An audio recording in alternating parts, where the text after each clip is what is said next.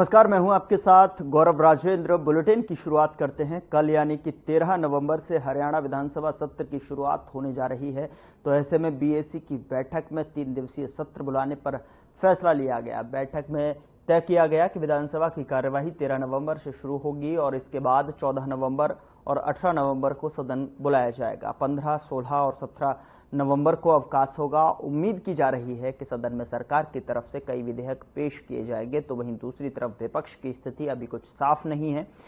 अभी तक नेता प्रतिपक्ष का चुनाव न होना ही साफ कर रहा है कि कार्यवाही को लेकर विपक्ष कितना तैयार और कितना संजीदा है।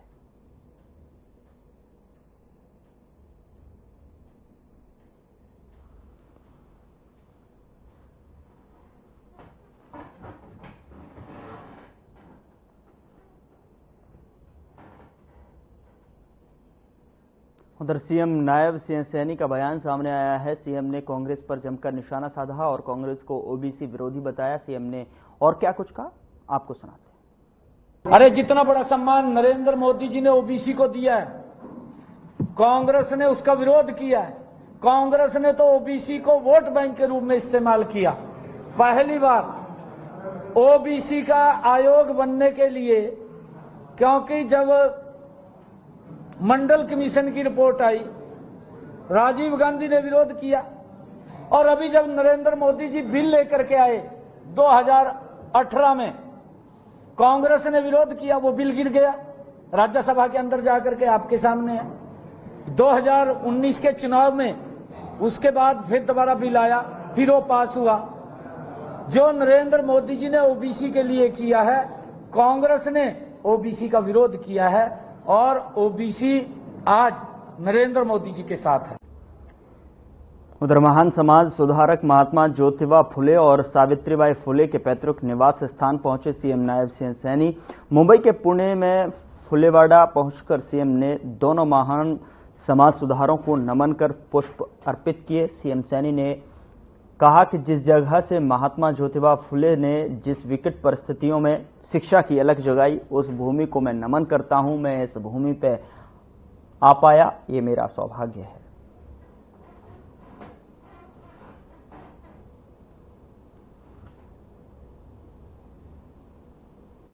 ये हमारे लिए बड़े गर्व की बात है। आज उस पवित्र भूमि को नमन करने का मुझे अवसर मिला है कि जिस भूमि से महात्मा ज्योतिबा फुले ने महिलाओं के लिए यहाँ पर शिक्षा के द्वार खोले थे, ये वो पवित्र भूमि है।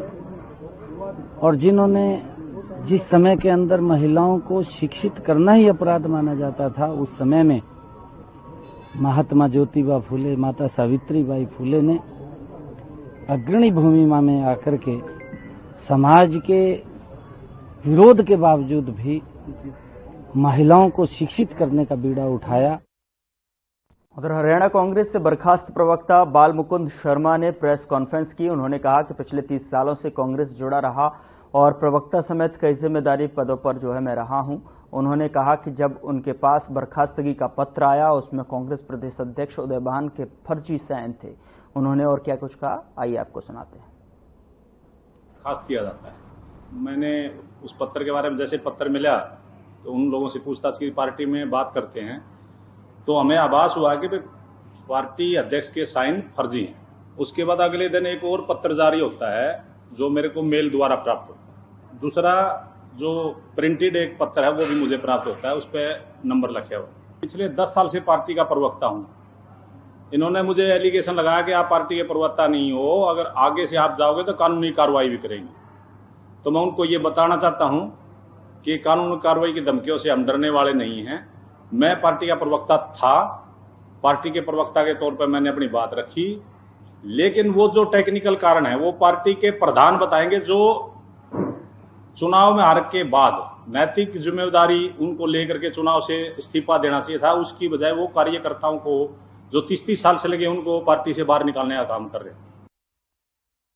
होडल के अशोक गार्डन में कांग्रेस हरियाणा प्रदेश अध्यक्ष उदयभान द्वारा कार्यकर्ता सम्मेलन का आयोजन किया गया, जिसमें विधानसभा सभा को होडल में चुनाव के हार की समीक्षा किया गया और इस दौरान प्रदेश अध्यक्ष ने बीजेपी पर भी जमकर हल्ला बोला। उदयभान ने कहा कि बीजेपी ने छल कपट से चुनाव जीता है, उन्होंने ईवीएम को सेट करके 14 सीटों पर जीत हासिल की है।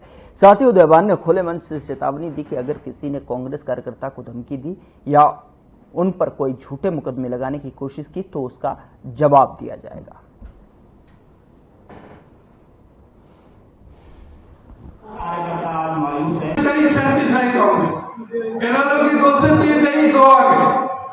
और अदर्स इंडिपेंडेंट 3 से 4 गई, 3 आ गए।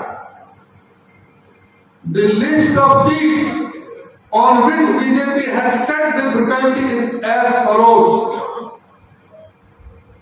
जो ये लिस्ट है उन विधानसभाओं की जिस पर बीजेपी ने फ्रिक्वेंसी सेट कर दी है, ये इस प्रकार है: कालका, घरौला, असंध, राई, खरखोदा, सफीनो, उचाला कला, भादरा, दादरी, महेंद्रगढ़, होडल, बरथल, गोहाना और नरवा।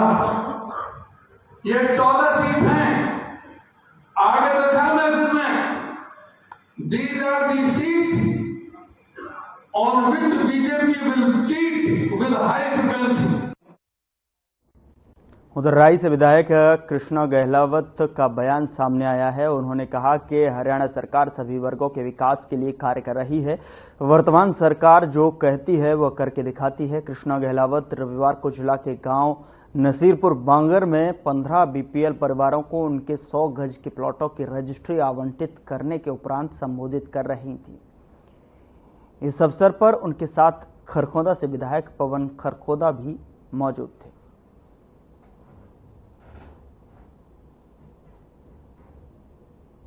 बीजेपी की जमकर सराहना की। 15 बीपीएल परिवारों को लाभ मिला है।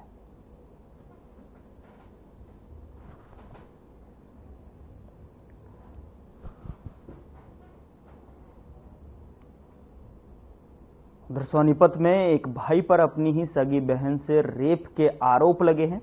मामला मुरथल थाना क्षेत्र का है। पुलिस से प्राप्त शिकायत पर कार्रवाई अमल में लाते हुए केस दर्ज कर आरोपी युवक को गिरफ्तार कर लिया गया है। पुलिस ने बताया कि आरोपी पिछले कई महीनों से नाबालिग के साथ में घिनौनी हरकत कर रहा था, जिस वजह से वह गर्भवती भी हो गई थी। गिरफ्तार आरोपी को अदालत में पेश कर जिला जेल में भेज दिया गया है।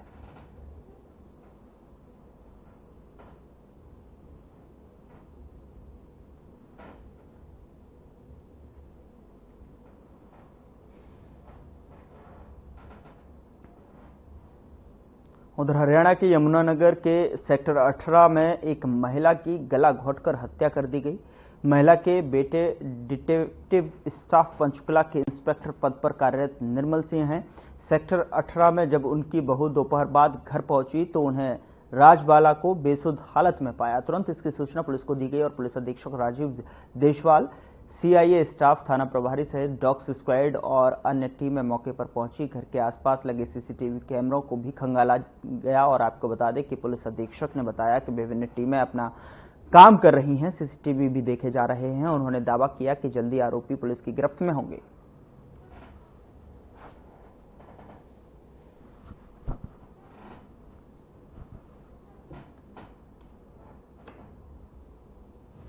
के बाद उन्हें वो ऊपर ले गए होंगे। ऊपर स्टोर है इनका, ऊपर रूम है लिफ्ट के साथ ही। वहाँ पर सारा सोना वगैरह इनका जो भी था वो सब कुछ साफ कर लिया इन्होंने और उनको गला घोट कर मार दिया। तो जिनकी हत्या ये क्या लेडीज है कोई? हाँ लेडीज है जी, 55-60 साल की उम्र होगी इनकी। क्या नाम? घर पे कोई नहीं था?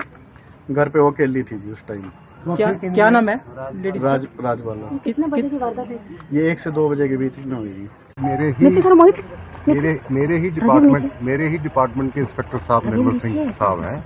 इनकी पंचकुला में पोस्टिंग है, उनका ये घर है और हमें सूचना मिली तकरीबन 2:30 बजे के करीब कि वहाँ जो है चाकू से गोद कर और हत्या कर दी गई है। लेकिन मौके पे मैं पहुँचा तो वो गले में जो चुन्नी थी, जो दुपट्टा होता है, उससे फंदा लगा के और तब जो है ये हत्या की गई है। इसके हम सारी हर एंगल से जो साइंटिफिक इन्वेस्टिगेशन से, ऑरल इन्वेस्टिगेशन से, सीसीटीवी कैमरा से हम सारी चीज़ें देख रहे हैं और इसकी कार्रवाई जारी है और हमें उम्मीद है कि शीघ्र इसको हम वर्कआउट कर लें।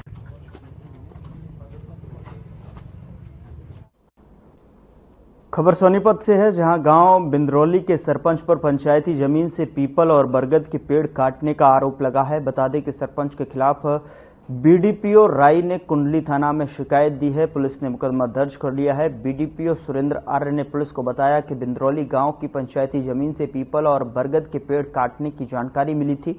मामले की शिकायत सीएम विंडो पर की गई थी।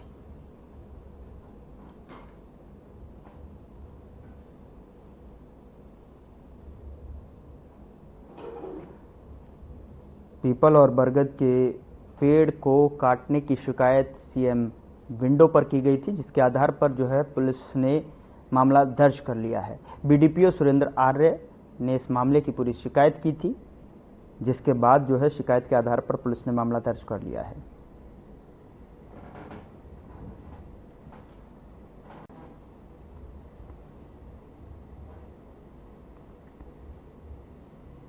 उधर चरखी दादरी पुलिस ने खेतों से एल्यूमिनियम के पाइप और नोजल चोरी करने के गिरोह का पर्दाफाश करते हुए 5 आरोपियों को गिरफ्तार करने में सफलता हासिल की है। चरखी दादरी डीएसपी मुख्यालय धीरज कुमार ने प्रेस वार्ता में जानकारी देते हुए बताया कि पिछले दिनों जिले के किसानों की शिकायतें मिल रही थी कि उनके खेतों से एल्यूमिनियम पाइप और नोजल चोरी हो रहे हैं, जिस पर चरखी दादरी एसपी हर्ष वर्मा ने संज्ञान लेते हुए चोरी की वारदातों पर अंकुश लगाने के लिए सख्त निर्देश दिए।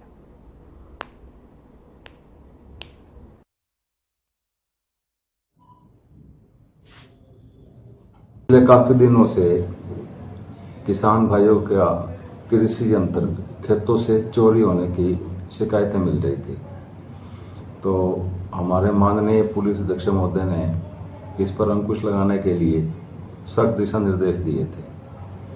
तो कल रात को, बीती रात को, चिड़िया पुलिस चौकी इंचार्ज प्रोबेशनर सब इंस्पेक्टर विशाल अपनी टीम के साथ गश्त पर थे, तो बलकरा की बनी में 5 लड़के संदिग्ध अवस्था में मिले इनको। जब उनसे पूछताछ की, उनके पास एक गाड़ी भी थी, छोटा हाथी। तो उनसे जब पूछताछ की, छोटा हाथी गाड़ी की तलाशी ली, तो उसमें कुछ रस्सा, आरी, कटर, जो कृषि यंत्र को चोरी करने के लिए काम आते थे, वो उधर बीजेपी जिला अध्यक्ष और विद्युत विभाग की जेई का अभद्र व्यवहार को लेकर ऑडियो सोशल मीडिया पर वायरल हो रहा है। बता दें कि पलवल में हरियाणा के खेल मंत्री ने विद्युत विभाग के नकारा अधिकारी पर संज्ञान लिया है। बीजेपी जिला अध्यक्ष ने जनहित के कार्य को लेकर बिजली बोर्ड जेई को फोन किया था, जिसका ऑडियो जमकर वायरल हो रहा है। बता दें कि बीजेपी जिला अध्यक्ष से फोन पर अभद्र व्यवहार की ऑडियो वायरल हुई। कहाँ से बोल रहे हो? अरे भैया, आवाज से ना आ रही। चरण सिंह तेवतिया बोल रहा हूँ, बीजेपी जिला अध्यक्ष है। बोलो। आप कौन बोल रहे हैं? पवन बोल रहा हूँ जी। जेई? हाँ जी। पहले तो बोलने की तमीज सीख ले तू भैया, पहले तो। कैसे जी? हैं तो कैसे? ना बोलने की ना कहा कह रहे हो, ना बोलो, मतलब कैसे बोले करें तो नहीं होना पता कैसे बोले करें। अरे बताओ तो सही, काम तो बताओ आप। काम तो जब बताऊं, पहले तुम बोलने की वो सीख ले पहले तो। क्या लगे तुम बेलगाम बहरे लगे जाता, मतलब वो ऐसा कहते ये पलवल में जितने भी यही है।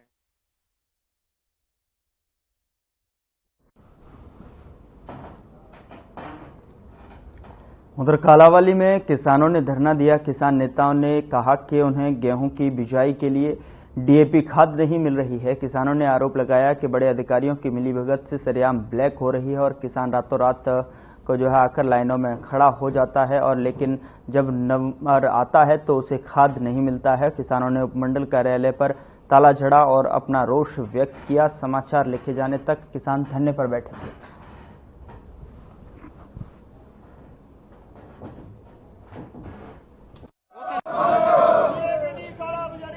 ਖਾਦ ਵਾਸਤੇ ਬੈਠੇ ਆ ਭਾਈ, ਐਸਡੀਐਮ ਕੋਲੇ ਆਏ ਆ, ਹੋਰ ਤਾਂ ਸਾਨੂੰ ਖਾਦ ਕਿਤੇ ਮਿਲਦੀ ਨਹੀਂ। ਜੇ ਐਸਡੀਐਮ ਦਵਾਈ ਚੰਗੀ ਗੱਲ ਹੈ, ਹੋਰ ਤਾਂ ਸਾਰੇ 2 ਨੰਬਰ 'ਚ ਵੇਚੀ ਜਾਂਦੇ, 1800 ਦਾ ਗੱਟਾ, 1600 ਦਾ ਗੱਟਾ ਵੇਚੀ ਜਾਂਦੇ ਨੇ ਭਾਈ। ਕੋਆਪਰੇਟਿਵ ਸੋਸਾਇਟੀ ਵਾਲਿਆਂ ਨੇ ਵੀ ਕੱਲ ਵੇਚਤੀ, ਜੋ ਸਰਕਾਰੀ ਵਾਲੇ ਵੇਚੀਂਦੇ, ਪ੍ਰਾਈਵੇਟ ਵਾਲੇ ਵੇਚਣਗੇ 2 ਨੰਬਰ 'ਚ। ਅਸੀਂ ਤਾਂ ਹੀ ਮੰਗ ਕਰਦੇ ਹਾਂ, ਪ੍ਰਸ਼ਾਸਨ ਨੂੰ ਕਹਿੰਦੇ ਵੀ ਇਹਨਾਂ ਨੂੰ ਫੜ ਫੋੜ ਲਓ, ਕੋਈ ਕਰ ਦਿਓ ਇਹਨਾਂ ਦਾ ਹੱਲ। ਆਹੀ ਗੱਲ ਹੈ। ਕਬ ਤੱਕ ਧਰਨਾ ਲਗਾओगे? ਧਰਨਾ ਤਾਂ ਭਾਈ मेरे हिसाब से ये भी जे सानू नारे मिली तो ओपी शर्मा जी। किस लिए बैठे हुए हैं? यहाँ पे खाद के लिए बैठे हैं जी, खाद डीएपी के लिए जी। तो सबसे पहले तो मैं आपका भी धन्यवाद करना चाहता हूँ। दूसरी बात ये है जी, खाद के लिए परेशानी आ रही है जी। ये अपने आदमियों को ही खाद दे देते हैं, अंदर ही लिस्ट तैयार कर देते हैं और अंदर ही आधार कार्ड लेके वहाँ पे चढ़ा देते हैं जी। जब हम जो जाते हैं उस दफा कह देते हैं खाद तो नहीं है, खाद तो नहीं है, खाद बट रही है जी। लेकिन जैसे अपने को जैसे लिस्टें आती है उसमें पता चलता है कि आज 500 गट्टा यहाँ पे आया हुआ है। सुखवीर सिंह है। किस लिए बैठे हुए? हमारे को डीएपी खाद नहीं मिल रही है, इसीलिए धरने पे बैठे हैं। प्रशासन से क्या मांग करते हैं? हम प्रशासन से यही मांग करते हैं कि किसानों की जल्दी से जल्दी सुनी जाए, क्योंकि हमने जो रौनी कर रखी है उसका जो बात है वो टप रहा है।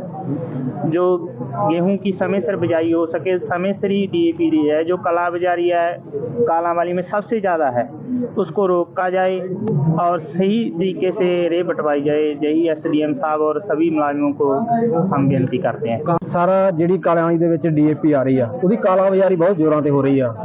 ਕਿਸੇ ਵੀ ਇੱਥੇ ਮੰਨ ਲਓ ਸਰਕਾਰੀ ਦੇ ਵਿੱਚ ਆ ਰਹੀ ਆ, ਟੈਕਸ ਦੇ ਵਿੱਚ ਆ ਰਹੀ ਹੈਗੀ, ਉਹਦੇ ਵਿੱਚ ਜੇ ਕੋਈ 1000 ਗੱਟਾ ਆਉਂਦਾ ਤਾਂ ਉਹਦੇ ਵਿੱਚ 500 ਗੱਟਾ ਵੰਡ ਕੇ ਜਿਹੜਾ 500 ਰਹਿ ਜਾਂਦਾ ਉਹ ਉਹਦੇ ਚ ਹਿੱਤਿਆਂ ਨੂੰ ਦਿੱਤੀ ਜਾਂਦੀ ਹੈ, ਕੁਝ ਬਲੈਕ ਤੇ ਡਬਾ ਦਿੰਦੇ ਆ।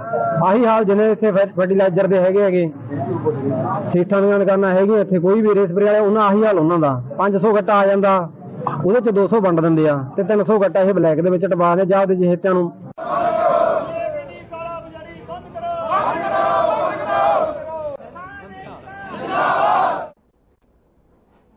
ठंड का मौसम शुरू हो गया है, जिसकी वजह से सड़कों पर धुंध छा जाती है। सुबह में धुंध के कारण लोगों को सड़कों पर सफ़र करते समय काफ़ी परेशानी का सामना करना पड़ रहा है। बता दें कि हर साल धुंध के कारण बहुत से एक्सीडेंट होते हैं, जिसमें बहुत से लोगों की जानें भी चली जाती हैं।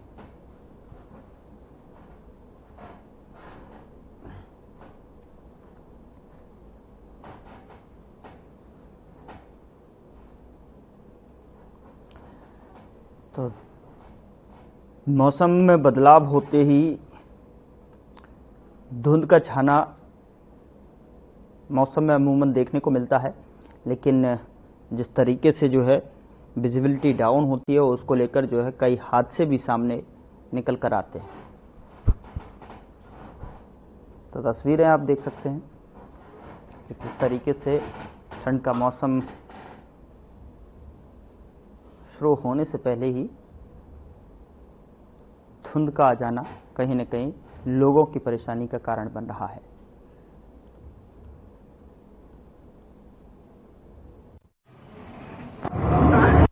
सर्दी का आगाज हो चुका है। इसी बीच अगर बात करूं तो आज पहला दिन था और सड़कों पर जो है सुबह जैसे सूर्य उदय हुआ उससे पहले से ही जो है कोहरा सड़कों पर छा गया था। आज सफर करने वाले लोगों को काफी परेशानियों का सामना करना पड़ा। तो उसी बीच हर एक व्यक्ति को भी संभल कर चलना होगा, क्योंकि हर साल जो है धुंध के कारण कितने हादसे होते हैं वो हम सभी को आज भली भांति पता है। क्योंकि लगातार धुंध जैसी शुरू होती है तो एक्सीडेंट के जो है खतरे बढ़ जाते हैं और सड़कों पर जो है लगातार गाड़ियों की भिड़ंत जो हो जाती है। इसी बीच अगर बात करूं तो हमें जो है सड़क पर सफर करते समय सावधानी से जो है चलना होगा। फॉग लाइट और सभी इंडिकेटर लगातार जो है सुचारू रूप से चलाने होंगे। चाहे स्कूल की गाड़ियां हैं, चाहे लोडिंग व्हीकल हैं, चाहे रोडवेज हैं, चाहे पर्सनल कार हैं, सभी को पूरी सावधानी से रोडों पर सफर करना होगा। आज देखा जाए तो सुबह से लगातार विजिबिलिटी जो है बिल्कुल कम हो चुकी है। उसी के साथ साथ हर एक व्यक्ति जो है स्पीड को काफी धीमी गति से जो है रोडों पर सफर करते भी नजर आए। हर खबर टीवी चैनल से मैं रमेश ढाका, फतेहाबाद।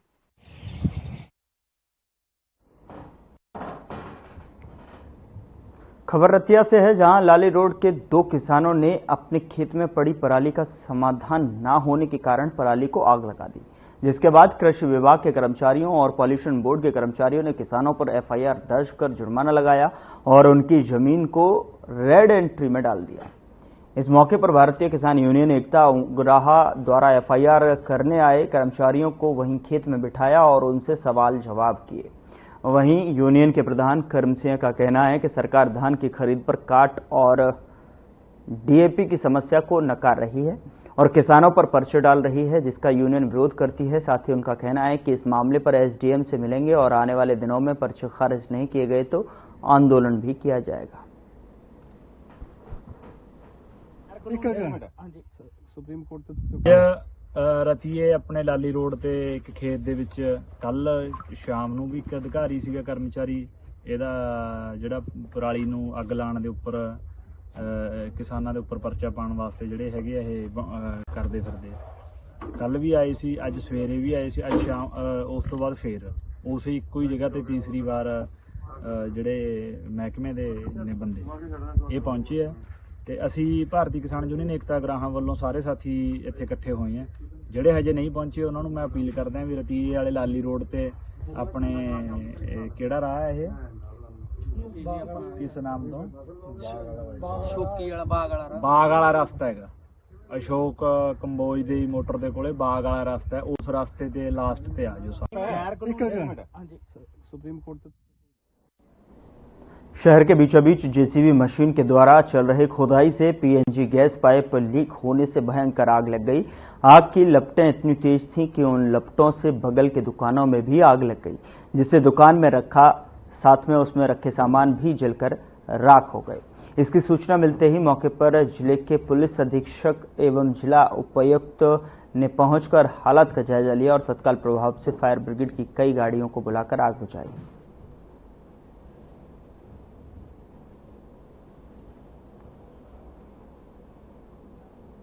उधर पुलिस ने एक निजी स्कूल संचालक का अपहरण कर उसके साथ लूटपाट करने के मामले में 5 आरोपियों को पकड़ा है। वहीं इस मामले में फरार और 2 आरोपियों को पकड़ने के लिए पुलिस छापेमारी कर रही है और पकड़े गए सभी आरोपी युवा हैं। इस मामले में जानकारी देते हुए एसपी पूजा वशिष्ठ ने बताया कि स्कूटी पर सवार होकर अपने घर जा रहे स्कूल संचालक को कुछ युवाओं ने रास्ते में गाड़ी लगाकर अपहरण कर लिया था।